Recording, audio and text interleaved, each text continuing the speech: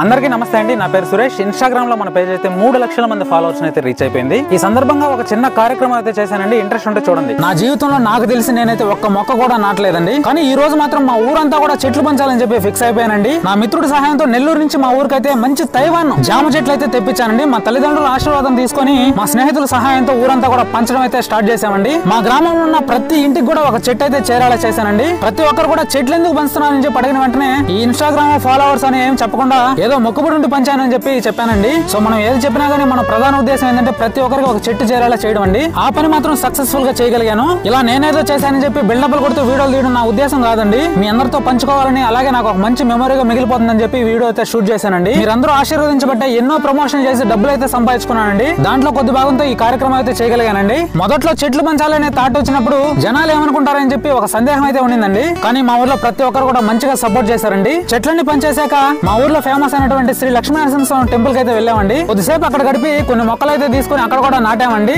తర్వాత మా ఊర్లోనే అక్కడక్కడ మంచి నేరేడు మొక్కలు తెప్పించి నాటామండి. ఇప్పటి వరకు నాకు సపోర్ట్ చేసిన ప్రతి ఒక్కరు కూడా చాలా థ్యాంక్స్ అండి. ఇక్కడ నుంచి కూడా మిమ్మల్ని అందరినీ ఖచ్చితంగా ఎంటర్టైన్ అయితే చేస్తానండి. నా ఫాలోవర్స్ అందరూ కూడా ప్రత్యేకంగా ధన్యవాదాలండి.